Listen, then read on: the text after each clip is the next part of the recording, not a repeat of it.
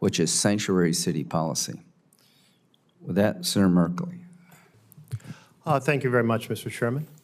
It's been a year since we've had a meeting of this Budget Committee, and a lot has happened in that last year. Of course, one of the big things that happened was a piece of legislation that Trump called his big, beautiful bill, but most of us consider it a big, ugly betrayal of the American citizen.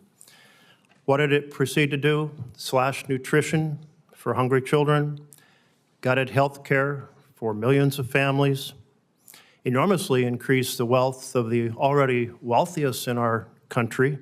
That's certainly not government by and for the people, that's government by and for the powerful. And it massively increased our national debt, estimated to be a $30 trillion increase over the next 30 years.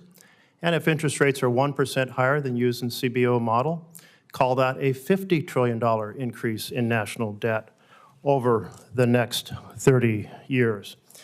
And it also massively increased the budget for ICE. I don't think you'll see many changes in budgets that look like this.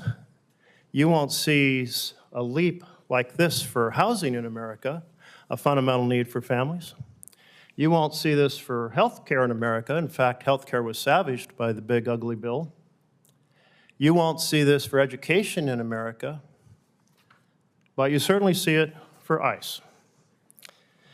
Now, these issues of the impact on nutrition budgets and healthcare budgets and housing budgets and deficit and debt and the budget for ICE, those are all very good topics for this committee to hold a hearing on. But we haven't held a hearing on that. Now, Trump has turned ICE into secret police. I can't believe that we now have secret police in America, but we do. I well recall studying secret police back when I was in college, and the basic mark of them was they'd show up in unmarked vans, unmarked uniforms, no judicial warrant, knock down doors without a judicial warrant, grab people, detain them, and often prevent them from having access and communication with families or lawyers. All of that's happening right now in America. We now have a secret police called ICE. And it's a tremendous black spot on our nation that this has happened under this administration. Freedom and privacy, laws, norms, and our Constitution all shredded. Heartbreakingly, 3 American citizens have been killed by ICE. Renee Good, Alex Preddy in Minnesota, and Ruben Ray Martinez in Texas. Now, when ICE killed Ruben Ray Martinez, they hid the fact. So most Americans aren't aware that a 3rd individual was killed. But recent reporting by CBS News obtained the body cam footage showing him being killed by an ICE officer in March of 2025. Now, ICE's budget has been increased by a factor of 7. The way that it operates has been dramatically changed from the norms of law and justice in a democratic republic to the strategy of secret police in an authoritarian regime. That would be a very good topic for a hearing, given how much ICE's budget has increased, and we should be holding and examining that question. Wars come with enormous costs. We know that the wars in the Middle East and Afghanistan and Iraq were staggering in terms of blood and treasure. More than 7,000 Americans killed, more than 50,000 Americans injured, often life-altering injuries. More than $6 trillion of national treasure expended. So here we are. America's at war. That'd be a good topic for a budget hearing. 7 U.S. service members already killed. The Pentagon estimating $1 billion a day In fact, some of my colleagues have said it's $2 billion a day. A big change in expenditures and revenues. But none of those are the topics of today's hearing, the first we've had in a year. But we do have this topic that my colleague has pointed out, sanctuary cities. Well, sanctuary is a bit of a misnomer. Sanctuary states and cities are not places that are a safe haven where immigrants cannot be detained or deported.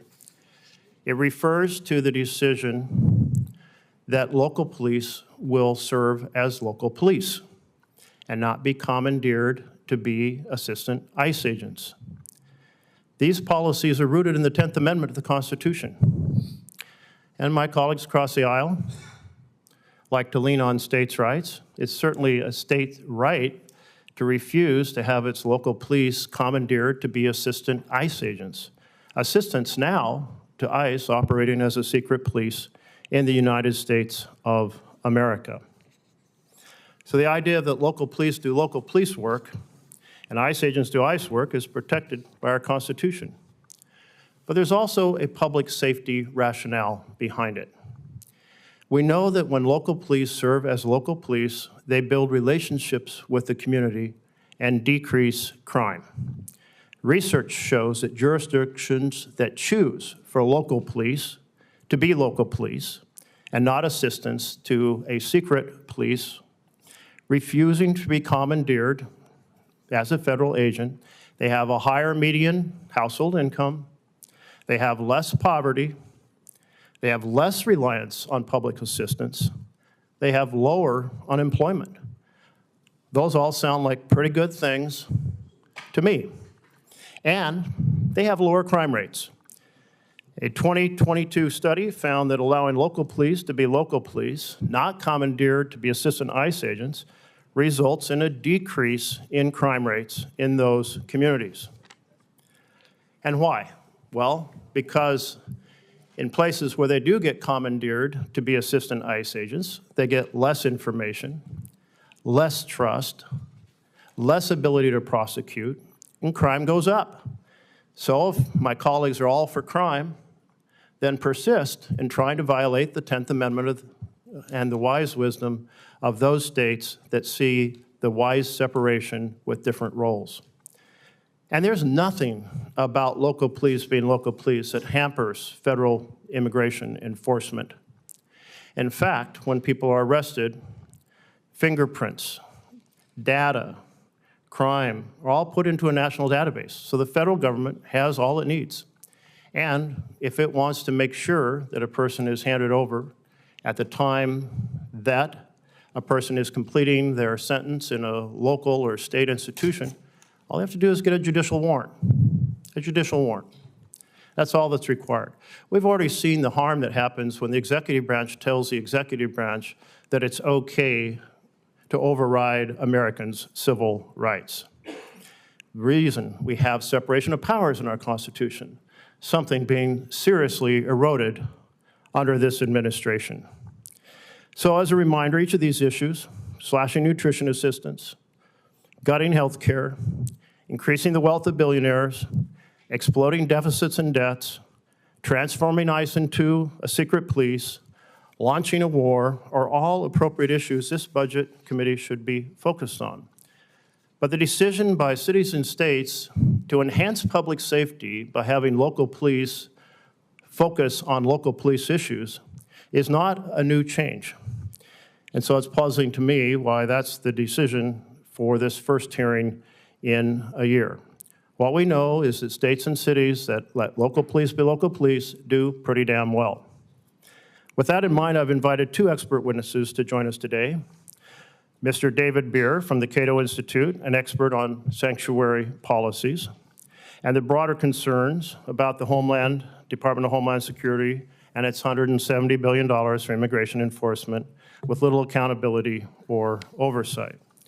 Joining him is Mr. Brendan Duke from the Center on Budget and Policy Priorities, which focuses on critical budgetary concerns, including how the big, ugly betrayal law exploded our debt and raised the costs for working families. So I appreciate both of you joining us today.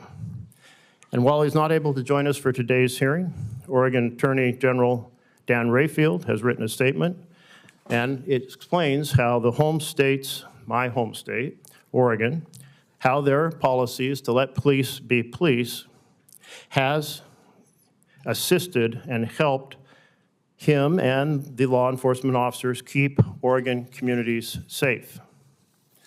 As he notes in his statement, Oregon's police policies have peacefully coexisted with 7 presidential administrations. Mr. Chair, I ask unanimous consent to enter his statement into the record.